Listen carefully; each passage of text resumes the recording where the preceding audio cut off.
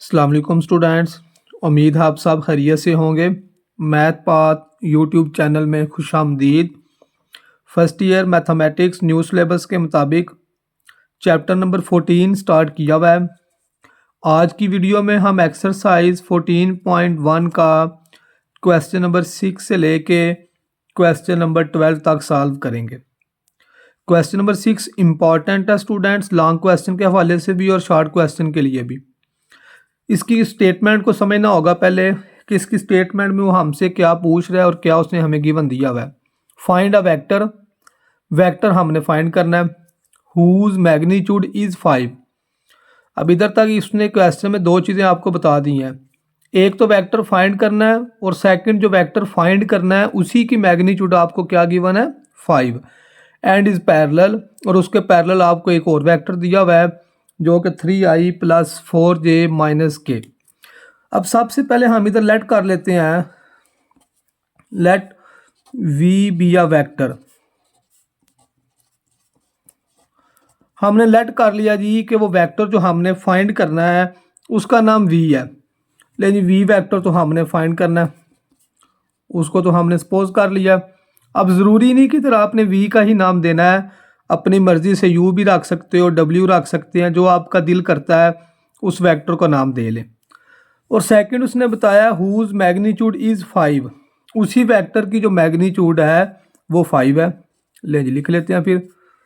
v vector हमने late किया है और उसकी मैग्नीट्यूड हमने क्या लिख लिया 5 एंड इज़ पैरेलल, और उसके पैरेलल हमें एक वेक्टर दिया हुआ है उसे हम लेट कर लेते हैं u के इक्वल। ये जी क्वेश्चन की स्टेटमेंट मुकम्मल हो गई है। स्टेटमेंट को दोबारा रिपीट कर रहा हूँ।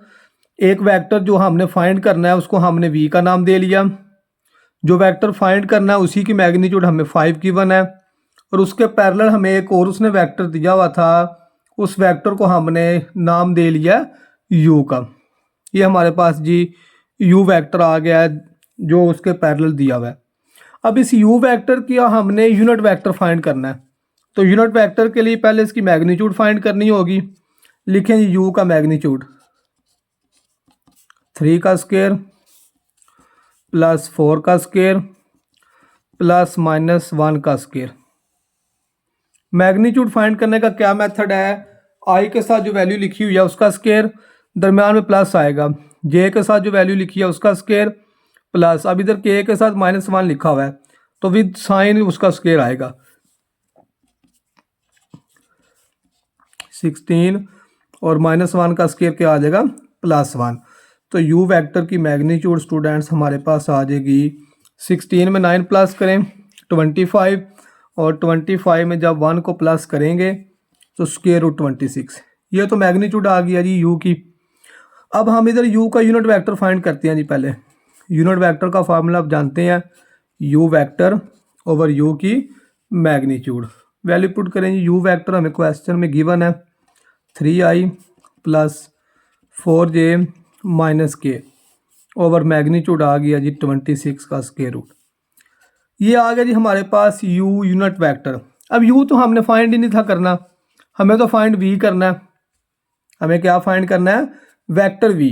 अच्छा जी, तो लिखें वेक्टर v के यूनिट वेक्टर का फार्मूला। वेक्टर v का यूनिट वेक्टर क्या होगा जी, v वेक्टर ओवर v की मैग्नीट्यूड। v यूनिट वेक्टर किसके इक्वल होता है, vector v divided by its magnitude. अब वेक्टर v हमने फाइंड करना है, जो v की मैग्नीट्यूड को हम उठा के लेफ्ट साइड पे ले जाते हैं। v की magnitude is equal to v vector. अब क्वेश्चन में हमें गिवन है, क्या गिवन है, गिवन डैट अब फर्स्ट वेक्टर जो हमने फाइंड करना है उसको हमने किसका नाम दिया हुआ है v का, और जो सेकंड है उसको हमने u का नाम दिया हुआ है। तो इधर लिखते हैं given that u and v vectors are parallel. ये पैरेलल का साइन है जी। क्वेश्चन में हमें इस बात का उसने बताया हुआ है कि जो पहला वेक्टर आपने फाइंड करना है और जो वेक्टर आपको गिवन है वो पैरेलल है।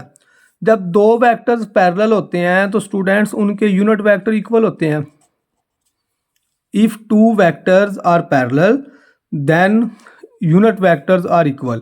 u यूनिट वेक्टर इक्वल किसके आएगा वी यूनिट वेक्टर के, तो फिर इधर पुट कर सकते हैं हम वी की magnitude as it, v unit की जगह हम यू यूनिट वेक्टर लिख लेते हैं is equal to we vector. इस कंडीशन के अकॉर्डिंग हमने जी लिखी है ये बात जो क्वेश्चन में गिवन थी। अब वी की मैग्नीट्यूड हमें क्वेश्चन में गिवन है, वी की मैग्नीट्यूड उसने 5 बताई हुई है क्वेश्चन में कि जो वेक्टर आपने फाइंड करना है उसकी मैग्नीट्यूड 5 है। और यू यूनिट वेक्टर जो हमने ऊपर फाइंड किया, U unit vector 3i plus 4j minus K divided by आ जाएगा जी 26 का square root is equal to we vector. तो वी वेक्टर हमारा फाइंड हो जाएगा जी, vector V is equal to 5 को 3 से मल्टीप्लाई कर लें, 5 को 4 से मल्टीप्लाई करें और 5 को माइनस के से मल्टीप्लाई करें डिवाइडेड बाय मैग्नीट्यूड जो है 26 के रूट वो एज इट आ जाएगी। ये जी हमने क्वेश्चन नंबर जो था 6 उसका फर्स्ट पार्ट सॉल्व कर लिया। जो वेक्टर वी हमने फाइंड करना था ये उसका आंसर आ गया। और स्टूडेंट्स इसका जो सेकंड पार्ट है क्वेश्चन नंबर 6 का वो आप लोग इसका खुद सॉल्व करेंगे। इसके बाद है जी क्वेश्चन नंबर 7। क्वेश्चन नंबर 7 की स्टेटमेंट क्या गिवन है, इंपॉर्टेंट है शॉर्ट क्वेश्चन के लिए। जो क्वेश्चन नंबर 7 है इसकी स्टेटमेंट में हमें ये गिवन है, if u vector v vector and डब्ल्यू vector represents of sides of triangle, find values of x and y। 3 vector आपको गिवन है जी क्वेश्चन में, u, v एंड w, और रिप्रेजेंट किसको कर रहे हैं, साइड्स ऑफ ट्राइंगल। एक ट्राइंगल ड्रा कर लेते हैं जी, ये जी ट्राइंगल है, हेड टू टेल रूल के मुताबिक ड्रा कर लें। u वेक्टर है, ये आपके पास v वेक्टर हो जाएगा और ये w वेक्टर आ जाएगा। इसे नाम दे लें u वेक्टर का, इसे नाम किसका दे लेते हैं, v वेक्टर का। और इसकी डेफिनेशन ये होगी कि इन दोनों साइड्स को अगर प्लस करें ना u प्लस v तो वो इक्वल किसके आएगा, w वेक्टर के।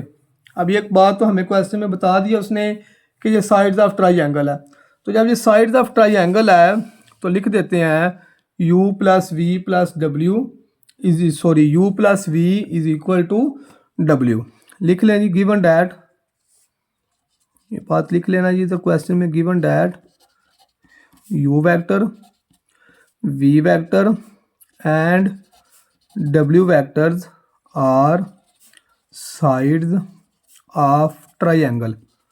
ये क्वेश्चन वाले में जी बताया हुआ है हमें कि u v और w जो हैं ये ट्राइंगल की साइड्स हैं, तो फिर उस डेफिनेशन के मुताबिक हम लिख सकते हैं therefore u plus v is equal to w। मतलब कि इसके 2 वेक्टर्स को जब प्लस करेंगे तो वह इक्वल आएगा थर्ड वेक्टर के। अब u v और w की वैल्यू क्वेश्चन में हमें दी हुई है, u की वैल्यू क्वेश्चन में गिवन है जी xi plus 2j plus 3k। Vector v की वैल्यू भी गिवन है i plus yj minus 3k is equal to आएगा w के, और w की वैल्यू भी हमें गिवन है minus 2i minus 3j। x और y की वैल्यू हमें फाइंड करनी है। हमें वैल्यू किसकी फाइंड करनी होगी जी, हमें x और y की वैल्यू को फाइंड करना है। xi प्लस i, अब इधर से क्वेश्चन को करने के कई मेथड हैं जी। क्या करते हैं, ये 3k प्लस का और 3k माइनस का क्या हो जाएगा, कैंसल। हम x और y वाली वैल्यूज को इधर ही रहने देते हैं, xi प्लस y जो है को इधर ही रहने दिया माइनस 2i, ये i प्लस का दूसरी साइड पे जाके हो जाएगा माइनस का माइनस 3j, और ये 2j प्लस का दूसरी साइड पे जाके हो जाएगा माइनस का। xi प्लस yj इक्वल आएगा माइनस 2i और minus i minus 3i minus 3j, और माइनस 2j का आंसर हमारे पास आएगा जी माइनस 5j। अब इधर से जी दोनों साइडों से हम कंपैरिजन कर लेते हैं। लिखें जी comparing both side, comparing coefficient of i and j on both sides. हम दोनों साइडों से जी i और j के कोएफिशिएंट का कंपैरिजन कर लेते हैं। लेफ्ट साइड में देखें i का कोएफिशिएंट क्या लिखा हुआ है x, और राइट साइड में i का कोएफिशिएंट माइनस 3 है। इसी तरह जी लेफ्ट साइड पे j का कोएफिशिएंट y है और राइट साइड पे जे का कोएफिशिएंट क्या लिखा हुआ है -5। ये जी क्वेश्चन नंबर 7 में जो यू वी और डब्ल्यू 3 वेक्टर दिए हुए थे जो रिप्रेजेंट किसको कर रहे थे साइड्स ऑफ ट्राइंगल को, तो हमने उसकी मदद से एक्स और वाई की वैल्यूज को फाइंड कर लिया। इसके बाद है जी क्वेश्चन नंबर 8। क्वेश्चन नंबर 8 भी स्टूडेंट्स इंपॉर्टेंट है लॉन्ग क्वेश्चन के लिए भी, शॉर्ट में भी पूछा जा सकता है। इसकी स्टेटमेंट है the position vectors of points A B C and D. अब इधर पोजीशन वेक्टर का उसने जिक्र किया, ए का भी पोजीशन वेक्टर, बी का भी पोजीशन वेक्टर, सी का भी पोजीशन वेक्टर और डी का भी पोजीशन वेक्टर। और ये ए का पोजीशन वेक्टर है जी यू वी डब्ल्यू जी respectively show that A B is parallel to C D. हमें ये प्रूफ करना है कि जो ए बी है वो पैरेलल है सी डी के। अब जो क्वेश्चन में उसने लिखा हुआ है ना पोजीशन वेक्टर ऑफ ए, देखें जिधर पोजीशन वेक्टर पी वी का मतलब है पोजीशन वेक्टर ऑफ ए, इसको लिखते हैं ओ ए से।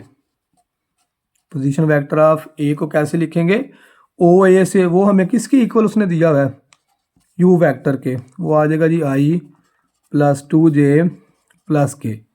इसी तरह लिखें जी पोजीशन वेक्टर ऑफ बी, उसको हम डिनोट करेंगे ओ बी से, बी का जो पोजीशन वेक्टर है उसको ओ बी लिखते हैं और वो हमें क्वेश्चन में गिवन है जी वी के equal, v is equal to 7i plus 8j plus 4k। Third position vector हमें गिवन है C, position vector of C, इसको लिखेंगे ओ सी, वो हमें गिवन है डब्ल्यू वेक्टर के -i प्लस के। और जो फोर्थ पोजीशन वेक्टर है वो हमें उसने दिया हुआ है डी के इक्वल, वो जी का नाम उसको दिया हुआ है, तो वो क्या आ जाएगा जी i plus 2j plus 2k। अब हमें प्रूफ क्या करना है, हमें ये शो डैट करना है कि जो ए बी है वो पैरेलल है सी डी के, ये हमें प्रूफ करना है जी। ये पैरेलल का साइन है जो दो लाइंस लगा रहा हूँ, ए बी जो पैरेलल है वो किसके होना चाहिए सी डी के। लेकिन शुरू करते हैं, पहले ए बी फाइंड करें फिर सी डी फाइंड करते हैं और फिर बताता हूँ कि पैरेलल की क्या कंडीशन है। ए बी का क्या फार्मूला होगा जी, ए बी वेक्टर फाइंड करने का मेथड है O B position vector of B minus position vector of A. ये ए बी फाइंड करने का मेथड है जी, वेक्टर ए बी फाइंड करने का क्या मेथड है पोजीशन वेक्टर ऑफ बी, इसको लिखते हैं ओ बी माइनस ओ ए, मतलब कि सेकंड वेक्टर में से फर्स्ट वाला माइनस करना है। अब ओ बी की वैल्यू तो हम ऊपर लिख चुके हैं, ये वैल्यू है जी हमारे पास ओ बी की, ये हमने लिखा हुआ है पोजीशन वेक्टर ऑफ बी, जिसको हमने ओ बी का नाम दिया हुआ है, उसकी वैल्यू है 7i plus 8j plus 4k। अब दरमियान में क्या आ जाएगा माइनस आएगा, और अब हमें वैल्यू लिखनी है पोजीशन वेक्टर ऑफ ए की माइनस, और पोजीशन वेक्टर ऑफ ए की ये वैल्यू है जी जो हमें यू के इक्वल दी हुई है i प्लस 2j प्लस के। बाहर माइनस है इंटू साइन चेंज कर दें, 7i plus 8j plus 4k minus i minus 2j minus के। अब इसमें i वाले में से i वाला माइनस होगा, j वाले में से j और k वाले में से k वाला। 7 में से i माइनस कर लें, 8j में से 2j माइनस करें और 4k में से 1k माइनस कर लें। ये आंसर आ गया जी हमारे पास ए बी का। अब हमें फाइंड करना है सी डी को, अब हमें कैसे फाइंड करना है सी डी को, इधर लिख लेते हैं जी सी डी, दरम्यान में लाइन लगा लेता हूँ। सी डी वेक्टर फाइंड करें जी, अब वेक्टर सी डी इसका क्या फार्मूला होगा O D minus O C, मतलब कि position vector of D minus position vector of C. अब पोजीशन वेक्टर ऑफ डी की वैल्यू हमें गिवन है जी, ये वैल्यू दी हुई है i plus 2j plus 2k, put करें जी value i plus 2j plus 2k minus, और पोजीशन वेक्टर ऑफ सी भी ऊपर ही लिखा हुआ है minus i plus K minus i plus K. अब बाहर माइनस है इंटू साइन चेंज कर देते हैं जी, i plus 2j plus 2k minus minus plus I और माइनस के, आई प्लस आई 2i प्लस 2j और प्लस 2k में से 1k माइनस करोगे तो प्लस k आ जाएगा। ये हमारे पास आ गया जी C D vector. A B vector भी हमने फाइंड कर लिया है, सी डी वैक्टर भी फाइंड कर लिया। अब देखें जो ए बी हमने वैक्टर फाइंड किया है, इन सब में से क्या चीज़ कॉमन आ रही है, 3 कॉमन आ रहा है, तो ब्रैकेट में आएगा 2i plus 2j plus k, तो ये आ जाएगा जी A B is equal to 3। और चेक करें 2i प्लस 2j प्लस के, 2i प्लस 2j प्लस के ये हमारा किसके इक्वल आया हुआ है, सी डी के। तो इसकी जगह हम क्या लिख देते हैं, सी डी। अब इसमें चेक करें जी ए बी जो है वो तो इक्वल आ गया सी डी के। जब दो वेक्टर इक्वल आ जाएं और ये कोई कांस्टेंट है, वो कांस्टेंट प्लस का भी हो सकता है माइनस का भी हो सकता है, तो उस सूरत में जो लेफ्ट साइड पे लिखा होता है वो पैरेलल होता है राइट साइड के। ये आप लोगों का प्रूफ हो गया। क्वेश्चन में हमने यही प्रूफ करना था कि जो ए बी है वो पैरेलल किसके होना चाहिए, सी डी के। ए बी भी हमने फाइंड किया है, सी डी भी फाइंड किया है। ए बी या सी डी दोनों में से किसी एक में से कॉमन आया करेगा। अब इसमें देखें ए बी में से कॉमन आ गया 3। अब ब्रैकेट में जो हमारे पास वैल्यूज़ बच गई थी आई जे के की, वो तो सी डी के इक्वल आ गया, तो ए बी किसके इक्वल आ गया, सी डी। साथ ये कोई 3 कांस्टेंट है और बताया वो कांस्टेंट प्लस का भी हो सकता है माइनस का भी हो सकता है। तो जब ये कांस्टेंट तो ऐसे ही रहेगा तो हम लिख देंगे नीचे कि जो लेफ्ट साइड वाला वेक्टर है वो राइट साइड वाले वेक्टर के पैरेलल है। नेक्स्ट है जी क्वेश्चन नंबर 9, और इसका जो क्वेश्चन नंबर 10 है वो तो स्मार्ट सिलेबस में शामिल ही नहीं है। क्वेश्चन नंबर 9 और जो क्वेश्चन नंबर 10 है स्टूडेंट्स वो हमारे स्मार्ट सिलेबस में शामिल नहीं है। नेक्स्ट है जी question number 11, find the direction cosines. इससे पहले भी हम किसी क्वेश्चन में डायरेक्शन कोसाइन फाइंड कर चुके हैं 14.1 एक्सरसाइज में ही। यू वेक्टर हमें गिवन है जी, इसके डायरेक्शन कोसाइन फाइंड करने हैं। तो डायरेक्शन कोसाइन फाइंड करने के लिए पहले इसकी मैग्नीट्यूड की ज़रूरत है, तो जाएगा -6 का स्क्वायर, 3 का स्क्वायर, 2 का स्क्वायर। -6 का स्क्वायर क्या आ जाएगा 36, 3 का स्क्वायर 9, 2 का स्क्वायर 4, तो ये आ जाएगा 49। और 49 का जो स्क्वायर रूट है वो किसके इक्वल होता है, 7 के। यू मैग्नीट्यूड फाइंड कर लिया। अब हमें ज़रूरत है डायरेक्शन कोसाइन की। तो बताया था डायरेक्शन कोसाइन लिखने से पहले डायरेक्शन रेशो का भी पता होना चाहिए। डायरेक्शन रेशो लिखें जी इसके,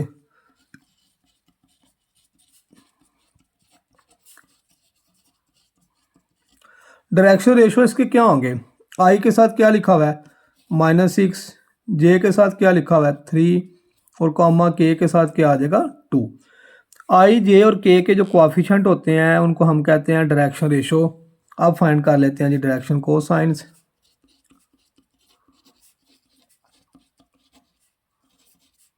डायरेक्शन कोसाइंस आएगा जी, पहला डायरेक्शन रेशो ओवर मैग्नीट्यूड, फिर कॉमा लगाएंगे, second direction ratio over magnitude, third direction ratio over magnitude. Next है जी क्वेश्चन नंबर 11 का सेकंड पार्ट, वेक्टर वी की मैग्नीट्यूड फाइंड करें जी।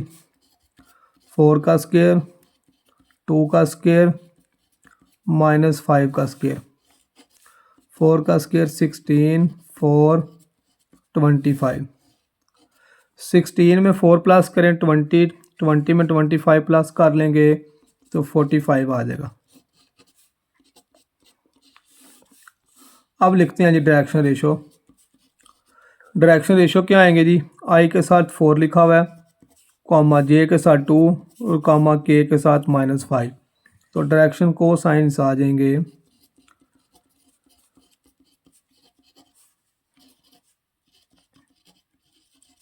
डायरेक्शन कोसाइंस की वैल्यू आएगी जी 4 ओवर मैग्नीट्यूड, कॉमा जे के साथ जो लिखा हुआ है 2 ओवर मैग्नीट्यूड और के का कोएफिशिएंट -5 ओवर मैग्नीट्यूड। यह जी क्वेश्चन नंबर 11 का सेकंड पार्ट भी हमने सॉल्व कर लिया। नेक्स्ट है जी क्वेश्चन नंबर 11 का थर्ड वाला पार्ट। अब इसमें हमें वेक्टर तो नहीं गिवन दिया हुआ है, पी क्यू वेक्टर हम खुद फाइंड करेंगे, मगर पी और क्यू पॉइंट हमें गिवन है। पी क्यू पॉइंट्स की मदद से पी क्यू वैक्टर फाइंड करेंगे। लिखें जी पी क्यू वैक्टर। इस पी क्यू को हम नाम किसका दे लेते हैं, यू वैक्टर का नाम दे लेते हैं। तो पी क्यू का क्या फार्मूला होगा, position vector of Q minus position vector of P. अब ओ क्यू और ओ पी की वैल्यू कहाँ से फाइंड करेंगे, जो पी पॉइंट दिया हुआ है इसी का पोजीशन वेक्टर बना लेंगे।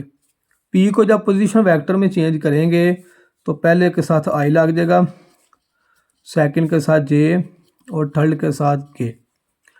इसी तरह जो क्यू पॉइंट दिया हुआ है इसका पोजीशन वेक्टर बनाएंगे ओ क्यू, तो यह आ जाएगा 11i प्लस 6j प्लस 19 के। वैल्यू पुट करें जी, ओ क्यू की क्या वैल्यू आ जाएगी हमारे पास 11i प्लस 6j प्लस 19 के माइनस, और पोजीशन वेक्टर ऑफ पी क्या आया जी 9i plus 3j plus 13 k. बाहर minus sign to sign change कर दें,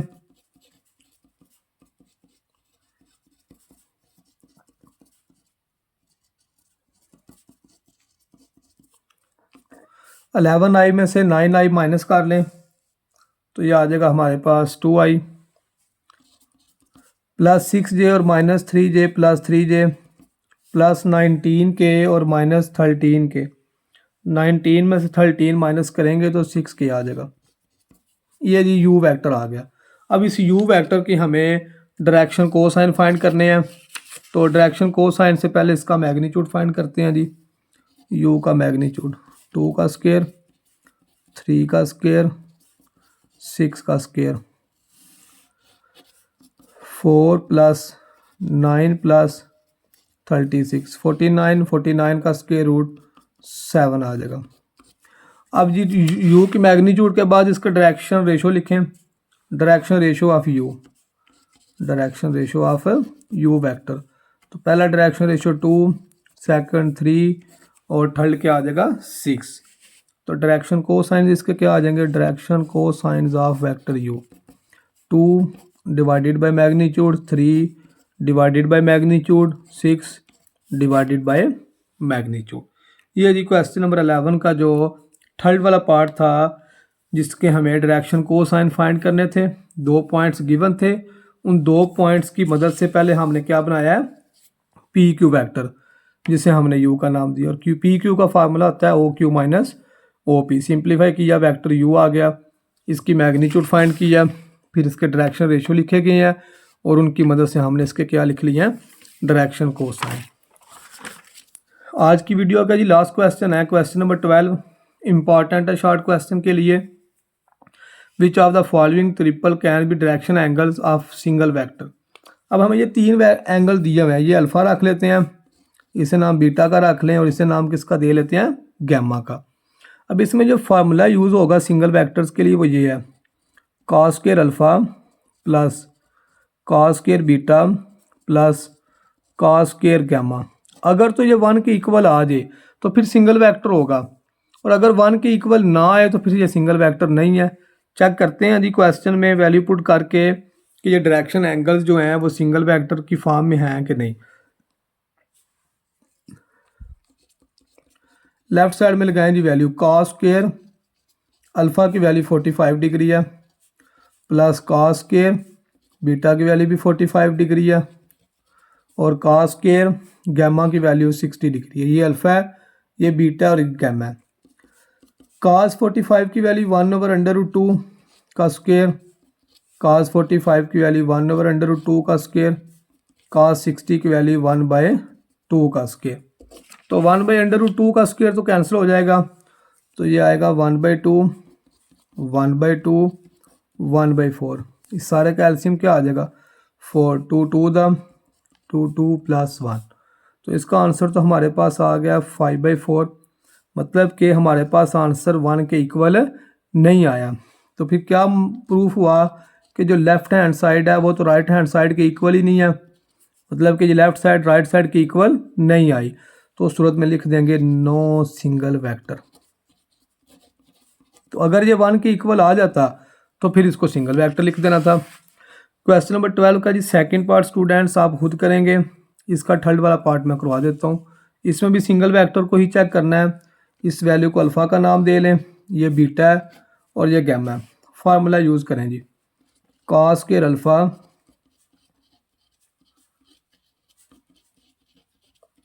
ये किसके इक्वल आना चाहिए, 1 के। पुट करें जी वैल्यू इसमें भी, कॉस स्क्वायर अल्फ़ा की वैल्यू 45, कॉस स्क्वायर बीटा की 60, कॉस स्क्वायर गैमा की 60।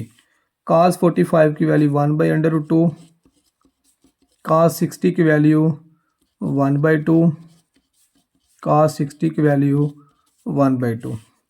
तो ये 2 का स्क्वायर रूट तो कैंसिल हो जाएगा, 1/2 प्लस 1/4 प्लस 1/4।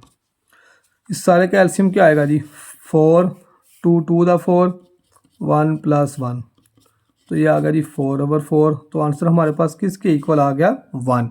मतलब कि ये लेफ्ट हैंड साइड जो है वो तो इक्वल आ गया राइट हैंड साइड के, तो सूरत में लिख देंगे यस, ये सिंगल वेक्टर है। जब 1 के इक्वल आंसर आए तो वो सिंगल वेक्टर है, और अगर 1 आंसर ना आए तो सूरत में हम क्या लिख दिया करेंगे, नो। इसके साथ ही जी 14.1 मुकम्मल हो गया है। उम्मीद करता हूँ कि सब स्टूडेंट्स को आज के लेक्चर की समझ आ गई होगी। वीडियो अगर अच्छी लगी है तो चैनल को स्टूडेंट्स लाइक, सब्सक्राइब और शेयर ज़रूर कीजिएगा। अल्लाह हाफिज़।